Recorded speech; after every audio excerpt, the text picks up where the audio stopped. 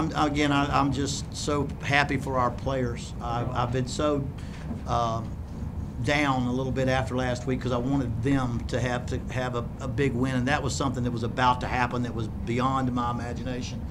And then when it didn't happen, then I said, well, it's all for a purpose. We'll work them harder this week, and they'll work harder. And for them to come out here and have that kind of game, I'm so proud of them.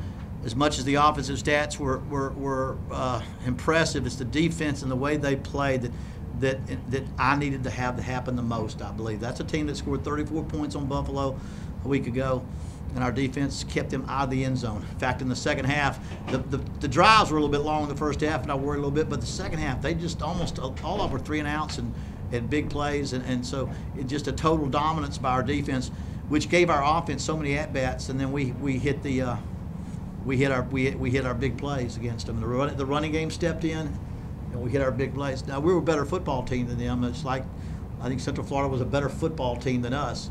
But I was so proud of the way we took advantage of those. Offensively, we can just keep executing better and better. See where we can go with it. Did you see that coming from your defense? There's no way I could have, because we played 2 very, very good Division I teams that were preseason picked to win their conference. They physically probably were a little bit overpowering for our team, or athletically. And I thought against most of the game against FIU, I began to see it when they couldn't physically run over them. We made them. They couldn't. They had about 2 drives the first half, So I said they have it. And then but I thought that this team would put more points on the board. I'm very, very proud of our defense. I told Chuck Amata that I actually had a dream this week that our school would be not known for its offense, for its fast defense, that we would become known in the future as the fastest defense in the country. And he would be putting together guys that not fast in 40-yard dash time, but how fast they could get from their place to the point of the ball, and everybody recklessly run to the ball and gang. And so they're getting faster and faster. And we're not a very big defense, and he's had to put those together. But I think what we're hanging our hat on is that we will put 11 people faster to the ball than anybody in the country. And I think that's what we're trying to do. Is offenses try to spread you out and put space between defensive players. We have got to accelerate and put 11 people to the ball. And I thought that's what they're starting to do, is really fly to the football. Is that the difference in the second half? I think it just wore the other team out. Like I said, I think we were better than they were. But I think that was the difference in the second half. Of what we kept pounding them and pounding them and pounding them. They kept getting hit after hit after hit, and eventually we wore them down on both sides of the ball. Your receivers really showed up today.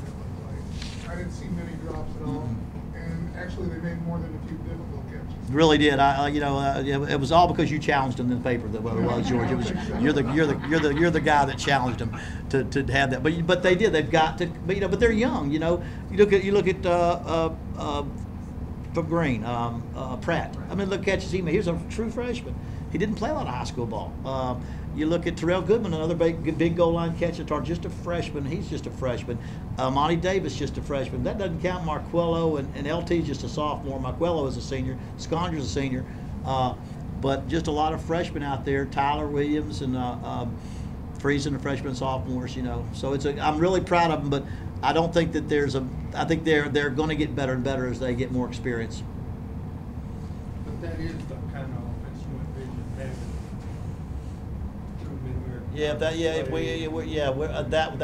That was a 1AA team now. Right. But that is we run 81 plays, 88 plays, and 100-something plus plays today. Yeah. Somewhere in that there's an amount that keeps defenses on the field. We have to execute. We have to be able to add the running game as we did, and as much yards we got running the football, we still need someone to, instead of running over that safety, make that guy miss and go the rest of the way, because the big teams that guy will make every tackle within about 7 yards of the ball. But that's the type of offense that we take advantage of whatever they give us. The run, the pop screen on the outside, the bomb over top, those type of things that we're able to take advantage of whatever they give us. What was the difference in Juwan this week? He averaged close to 8 yards carry. Well, I think we had. I mean, our offensive line was a little better than their defensive line. I think we weren't overmatched last week, but we were matched very well, and we were probably overly matched the first week. for us to give him many windows or many opportunities. So he's a hard runner, and he's learning how to run out of the zone, the inside zone, one back set as opposed to the I formation, which is kind of has been his strength. And he's such a dedicated player. With good speed, he's going to get better and better every day. You know, and Connor gives us that tough, physical tailback. Connor Hunley does. They're merging. We talked about having 4 and then 3. I think we've got 2, and then one of those other guys is going to fight for those other reps. Did he say what happened on the one long when he stepped out? I mean, nobody. I have no idea. He stepped out of bounds. We had a bunch of we stepped out of bounds on Durazio, and then he came back in and caught a touchdown. He steps out of bounds. I don't know what then he called that one back, and so we got to find out how to not step out of bounds. But I don't know. He just kind of that's part of the way he runs. He runs reckless. If he's heading, he's heading. He don't just stop and go different directions. When he runs, his momentum, his body lean is forward. It's not backwards. And he runs very hard. The body lean forward, and the inertia, I don't know what you call it, where it just takes you on out of the. Takes you on toward the sideline. He's already broken. I have no idea what made him step out. You know, I'm just telling you, he's a crazy legs. He's a hard runner, and I'm sure glad to see him run for over 100. We hadn't had over 100, and we need that kind of. I don't know what our rushing yardage was. 166, I think it says right there. No, that's 188. Have his teammates started giving him crap about it yet? I gotta say I hadn't heard yet. I haven't been outside yet to know. But I'm sure they're going to jag each other a little bit. You know, it's you would tell you really as a coach, and especially one my age, to see these guys have so much fun again after a football game and to be able to enjoy. There's going to be stuff. We're going to Knoxville next week, and we'll have to enjoy this one real long. But who knows what happens in a game like that when you go in a little bit looser. But would you rather be going into a MAC game now after this? I mean, yeah. I mean, or a week off of the MAC game, you know. But all of our MAC schools have our 1A teams, and I'm thrilled that our players are going to go to Knoxville. I've been there, 106,000 people. It'll be orange. It's one of the loudest stadiums because it's boxed in, and I think we've already shown we can play.